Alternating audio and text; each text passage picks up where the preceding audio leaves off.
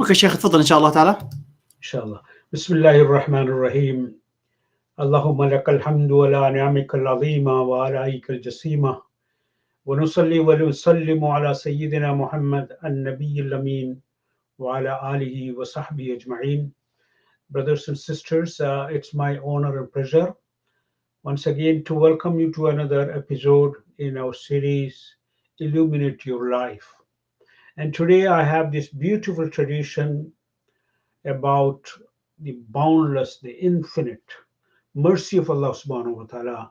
This is a hadith that should inspire us with hope and should motivate us to excel in good deeds and stay away from sins as much as possible.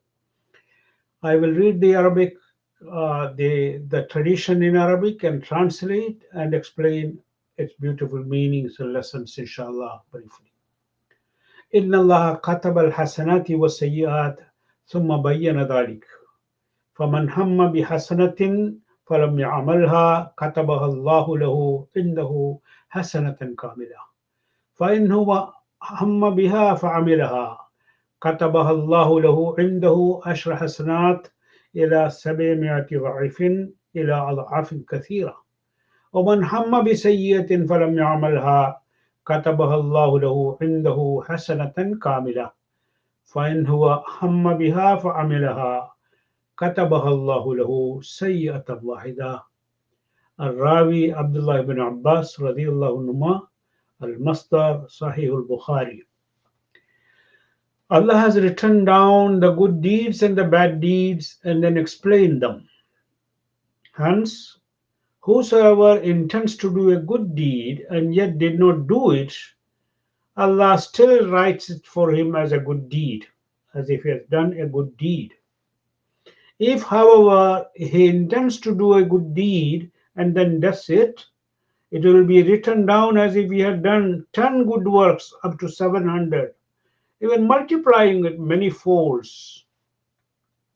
If, on the other hand, on the contrary, he intends to do an evil deed but does not do it, then Allah writes it for him as a complete good deed, as if he has done a complete good deed, even though because he intended an evil deed but avoided it, skipped it. And if he intends to do a bad deed and does it, then thanks to Allah's grace, he writes it as a single evil deed in his record. What a great tradition, inspiring us to think of the boundless mercy and grace of Allah subhanahu wa ta'ala. The narrator of the tradition is Abdullah ibn Abbas radiallahu anhuma, because Abbas ibn Abdul Muttalib as well as his son Abdullah were companions of Rasulullah sallallahu alaihi wasallam. And this is narrated by Imam Bukhari as well as others. The particular text that we have is coming from Bukhari collection. The hadith describes Allah's infinite mercy towards his servants. It ought to inspire us hope and motivate us to increase virtuous deeds, righteous deeds, and it ought to deter us from committing sins. Let us reflect on the statement that Allah has written down good deeds and bad deeds. What does it mean? A number of possibilities. Number one, it could mean that Allah has preordained in His eternal knowledge what good works and bad works human will be doing. Predestination, qada and qadr. Or it could mean that Allah has ordered the angels to write down good deeds and bad deeds as they happen, as human beings do them. However, there is another possibility, another way of reading, interpreting it.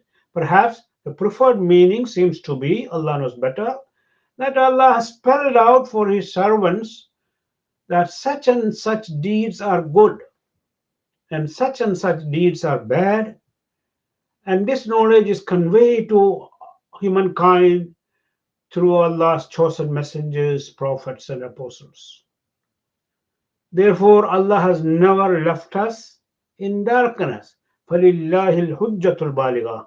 Allah has given us enough evidence of the fact that He has conveyed, He has provided guidance for us.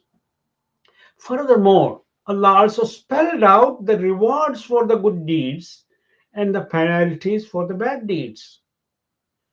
Allah's generosity is such that He rewards the faithful for their good intentions, even if they were prevented from acting upon them. Suppose a man intended to go to the masjid and he set out on his way, car broke down and he could not, he's already rewarded. The same way somebody had all the intention to wake up for tahajjud, but because of exhaustion, he could not get up, he is rewarded for that intention. And a person had the intention to give charity, but he did not. Suddenly he lost his wealth, income, and he couldn't do it. Already he is rewarded. So Allah multiplies rewards. One, the intention, if we had the intention and we did carry out that intention, the rewards are multiplied. Allah's mercy is such that if they intended to do a bad deed and abandon it, they are rewarded for it.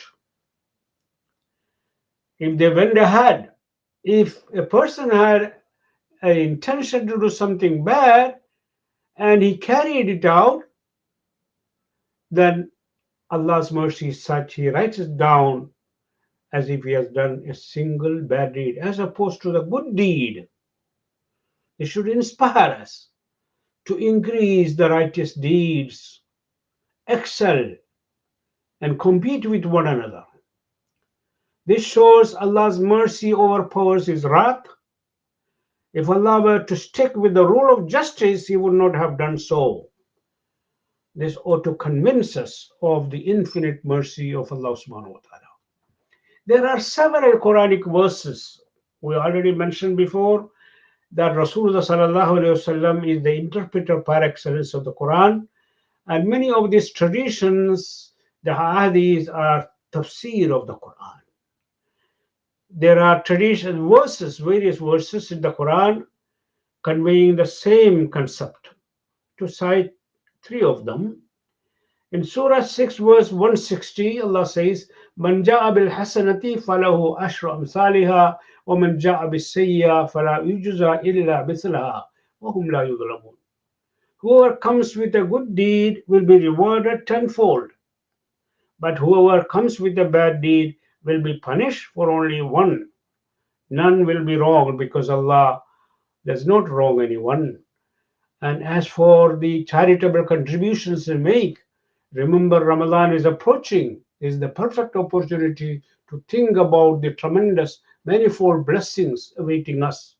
Surah 2, the Surah Al-Baqarah 261, Allah says, مَثَلُ الَّذِينَ يُنْفِقُونَ أَمْوَالَهُمْ فِي سَبِيلِ اللَّهِ كَمَثَلِ حَبَّةٍ أَنبَتَتْ سَبْعَ سَنَابِلَ فِي كُلِّ سُنبُلَةٍ مِّائَةُ حَبَّةٍ وَاللَّهُ يُضَاعِفُ لِمَن يَشَاءُ وَاللَّهُ وَاسِعٌ عَلِيمٌ.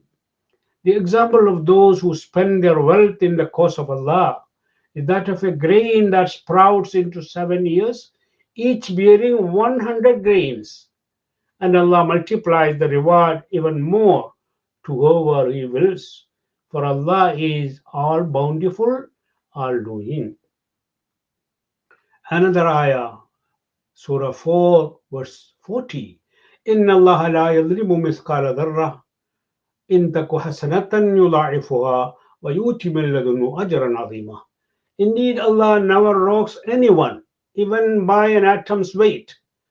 If it is a good deed, He will multiply it many times over and will give a great reward out of His grace. Rasulullah sallallahu alaihi wasallam said, Allah has forgiven for my ummah of their mental chatters, as long as they do not articulate or act upon them. A man comes to Rasulullah sallallahu alaihi wasallam holding the reins of a camel, and he said to Rasulullah, submitted to Rasulullah, "This camel, I am entrusting it with you as a contribution to the cause of Allah subhanahu wa ta'ala." When the Prophet assured him, rest assured that Allah will multiply it for you, and you will get 700 camels for this one camel you have given for the cause of Allah subhanahu wa ta'ala. Lessons. Number one, we are rewarded for our good intentions, even if we are unable to act upon them. So we must cherish and resolve in our mind, should have that determination to do good works always. Because even if we could not do it, we will be rewarded. And then when we act upon that sincere intention we cherish, we stand to gain multiple rewards, rewards in many, many folds. Of course, Ramadan is coming. This is the time to be inspired to act upon this. On the other hand, Allah does not punish anyone simply for the thought or the intention we had, as long as we did not carry out. If we abandon that, forsake that intention to do something bad, it is also credited as a good deed for us. If a person, after having intended to a bad deed, left it, he will be rewarded for that. Allah's mercy is infinite, His forgiveness are embracing, His generosity boundless. Angels are aware of our innermost thoughts even before they are expressed in words or actions. Allah deals with His servants on terms of grace and mercy, and not solely according to His justice. Allah is surely just. If Allah were to judge us based on His justice, then none of us will will live here even for another second, because it's only thanks to Allah's grace and mercy He has spared us, even though all of us are sinners. No matter how righteous we may claim to be. So let's turn to Allah subhanahu wa ta'ala, constantly begging His mercy and forgiveness. Surely Allah is Rahman and Rahim. He is boundless. His mercy and grace boundless. أقول قولي هذا وأستغفر الله لي ولكم والسلام عليكم ورحمة الله وبركاته.